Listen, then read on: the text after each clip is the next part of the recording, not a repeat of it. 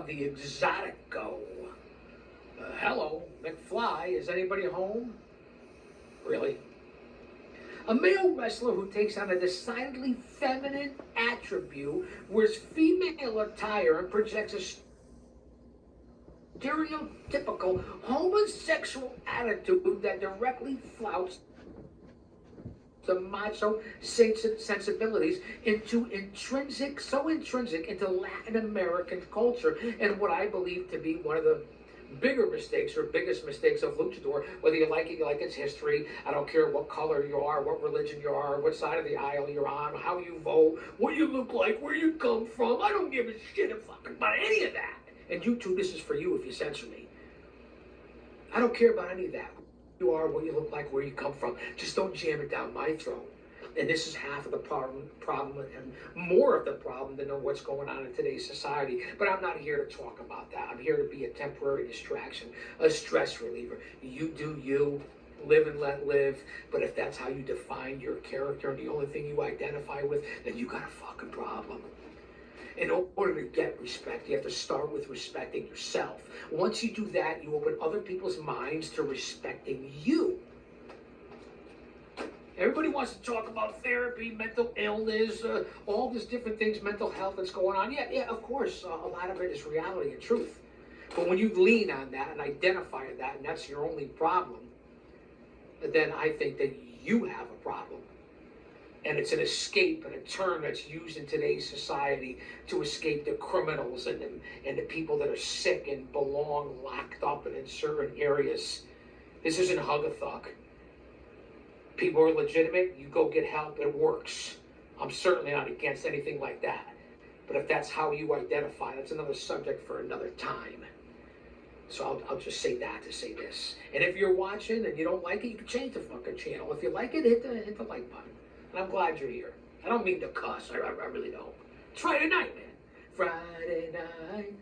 We're live on Chaos Corner. Just got paid. Feeling tight. Too much? Too soon? Too early? We're talking Lucha Libre ahead of tonight's Worlds Collide at 10 p.m. Eastern Standard Time.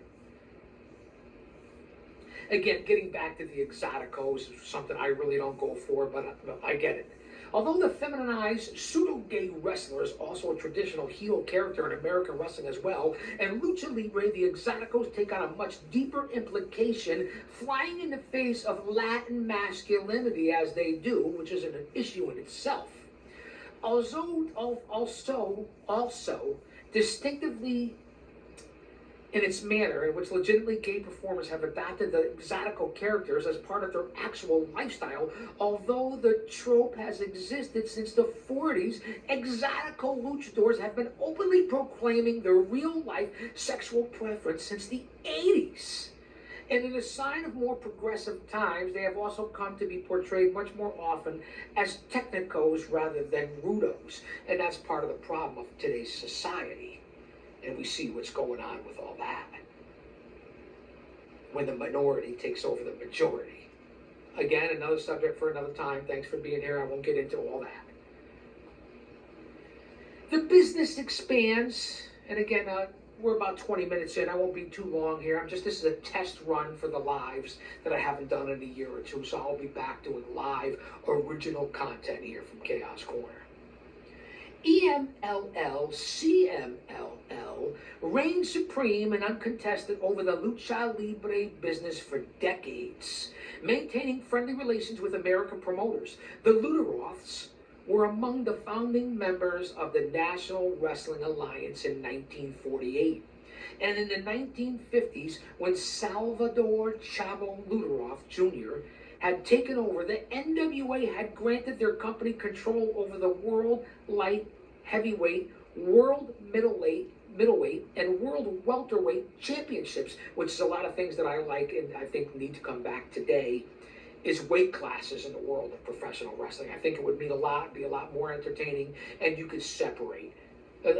We have all these belts and titles anyway, and championships. Why not bring back weight divisions? I think it's a solid idea. Just my opinion. This also placed the emphasis on the lighter weight performers better equipped for the aerial techniques fans came to expect. The Arena Mexico in Mexico City became the cathedral of Lucha Libre and the main stage on which the luchadors became legends. Among these many legends were the dreaded Medico Asesino, the innovative Rito Romero, and the hard-working Gory Guerrero, who would go on to found the dominant wrestling family composed of his sons Hector, Mondo, Chavo, and the most wrestling family composed of his sons, and all, the famous of them all, the youngest son, Eddie Guerrero. Eventually, other Lucha Libre organizations would pop up, most notably the Universal Wrestling Alliance of the late 70s and early 80s, and a company founded by former head EMLL booker Antonio Pena that would eventually surpass EML itself. Asistencia Asesoría Administración, the AAA was founded in 1992. I hope you have your notebooks out. School is in session. You should be taking notes. Of all the places I've gone to see wrestling, the best was Mexico because of the fans, says Dave Meltzer. Just being in the Arena of Mexico itself was so much fun to watch wrestling because of the fan base and its passionate history and passionate responses. I want you guys to think about that as we head into Worlds Collide and how we see here in 2025 that the WWE is in partnership with, I believe, AAA, and the AEW is in partnership with CMLL, or it might be vice versa, potato, patata, tomato, tomato. But you see how the American companies, the two biggest in the world, are in conjunction with Lucha Libre, which has really become common ground here in the United States of America. Same thing as the Curacao, as New Japan, All Japan back in the day, and even more so now, but not as much as Lucha Libre. And you'll see that tonight when Worlds collide in AAA and the WWE and CMLL, as I said, in AEW, and I believe I got those correlations correct. Again, if you're here, pick up your chair and smash that fucking like button, will you please? Leave a comment, say something. Let me know what's going on. I appreciate you being here. And listen, it's Friday night. We're going to have a lot of fun. I won't be here too long. I won't take up too much of your time. Despite what some American naysayers thought of it, the Lucha Libre style began to infiltrate the United States. And over the past 50 years, that influence has grown to the point where many fans don't even realize its origins. First to popularize the high-flying approach in America was Mil Máscaras, who became a national star and appeared regularly everywhere, from LA's Olympic Auditorium to New York's Madison Square Garden. Ironically, Máscaras was considered one of the most ground-based luchadors in his homeland, but nevertheless, American fans had never seen anything like him and began to develop a taste for the business and for Lucha Libre with his acrobatic brand of performance. And I've been a fan of Lucha Libre since the 70s. As a young boy and a young man watching that product. I mean, it really goes back a long way, especially if you're a historian and traditionalist like I am. The influence only grew stronger over time. By the mid-1990s, Pena was promoting AAA superstars like Rey Mysterio Jr., La Parca, Juventud Guerrera, Psychosis, and Conan to American audiences in arenas with strong Hispanic populations like New York City and Miami, Florida. AAA co-promoted a 1994 pay-per-view with WCW called When Worlds Collide, which will be on tonight with the WWE and AAA When Worlds Collide. That's how far back it goes. Nostalgia just ain't what it used to be. and even enjoyed a brief partnership with Vince McMahon's WWF. And you see where we are now. 1994, 2025, how many years later? And it's accepted, adopted, and co-merged in partnership with now, and we'll see it tonight. Just like what's going on in Saudi Arabia. I'll let you guys think about that. The ultimate sign of American mainstream arrival was there in 1994 with WCW. At the same time, visionary indie promoter Paul Heyman began incorporating many of the AAA standouts into his Philadelphia-based ECW, using their exotic flavor to add even more value to his groundbreaking, innovative product. Before long, U.S. powerhouse WCW had taken notice and recruited the Lucha Stars as a key weapon in its arsenal during the ongoing Monday night ratings war with the WWF. Their moves were ahead of us, Meltzer says. If you look at what guys do in the ring now, so much of the ring style has been developed by guys who grew up in the 90s and the 2000s and traded lucha tapes. As opposed to before, if you incorporated styles from another country into our wrestling, it was like you were doing it wrong. And Meltzer had some brains at that point. In time, Lucha Libre would gain mainstream American attention as pop culture curiosity. A little tongue-tied. You guys, you know we like that when I get tongue-tied. It has inspired Saturday morning cartoons and even a 2006 cinematic comedy called Nacho Libre.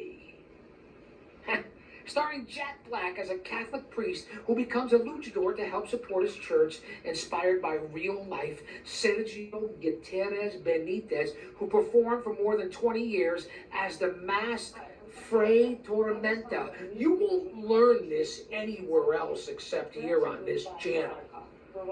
So you're better off when you walk out of here than when you fucking walked in here. And you can hold an actual conversation and contribute to something when you're at the water cooler, your next venue, in an IWC chat, a barbecue, a cookout, the holiday season, a pub, a tavern, a bar, a restaurant, wherever it is that you hang out. Shop for Carrington Road by So, today. You understand what I'm talking about. I think you do. Today, the Lucha mask is instantly recognizable as an element of vintage kitsch. Look it up, Kitsch. Don't go Google it. Use DuckDuckGo. With a self-standing design, it goes wherever you need it. Ready to make cleaning. Eventually, luchadors would even become part of the fabric of WWE, and Mexican legends like Rey Mysterio and the late Eddie Guerrero would go on to become full-blown American main event stars apart from their lucha origins. This phenomenon has been most recently carried on here by a young man named Luis Rive, if I said that correctly, who first achieved great fame in CMLL as the Masked Mystico, who will be going against Max MJF for the CMLL title tomorrow night after AEW All Out, followed by WWE WrestlePalooza. There's a lot going on this weekend. Mystico. Keep it related. Keep it current. That's what we provide here as an insider. As someone who's been in the business on a 40-year journey, 30-year career as a manager, who took the fucking bumps, which is a lot more than what most of you could say out there. I'm just saying that's the connection on this channel. Eventually, as I said, Luis Rive, Mas Mystico, was also able to translate that success in 2011 to a career in the WWE as who? Who was Mystico in the WWE? Bueller?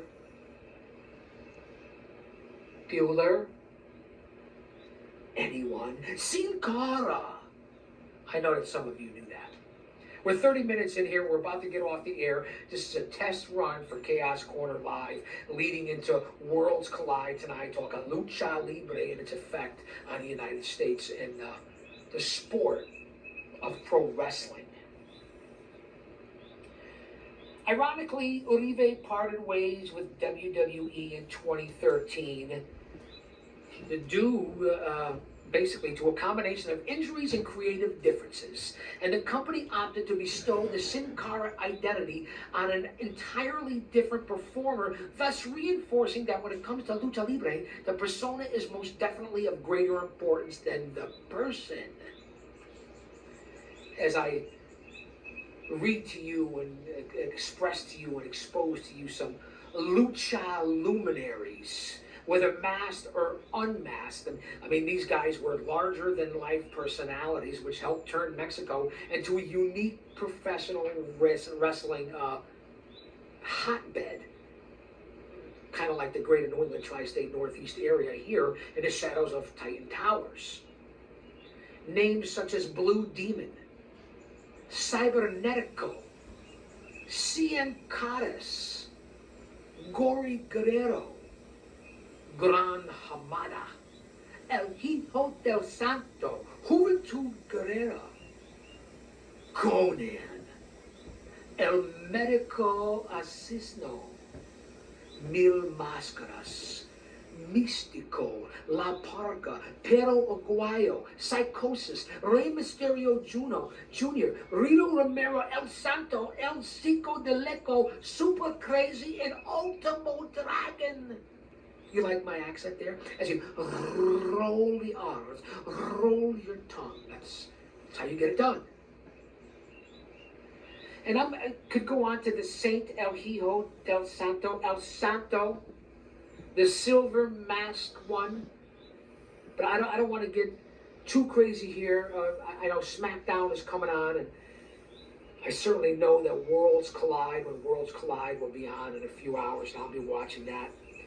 And we're going to come back, and I will finish up this chapter, the strangest of all movie super genres, the luchador cinema and the essentials, the man of 1,000 masks, Mil Máscaras, and of course, the Saint. So I want you guys to stand by, go back and check out the previous videos. I have over 6,000 videos here on the channel. Over 1.5 million total views, and we're this far away from 3,000 total subscribers. Nobody works harder for you than I do. Hit the playlist. And I'll say that to say this because I tell it like it is. There's no better time to be a talent, a fan, a smark, a mark. That's right, I said a mark. Than now in this business. It may not be what it used to be or what I can always appreciate, but I can certainly appreciate anyone who's ever stepped in a fucking ring and taken a bump. There's 3 types of people in this world. Those who don't know what happened, those who wonder what happened, and people like the GOC Big Daddy that make things happen. Thanks for being here for the test run. Live. That's right, live from Chaos Corner. Don't you dare miss it. I don't know what I'm doing down here. I'm still trying. Bear with me. Somebody give me directions.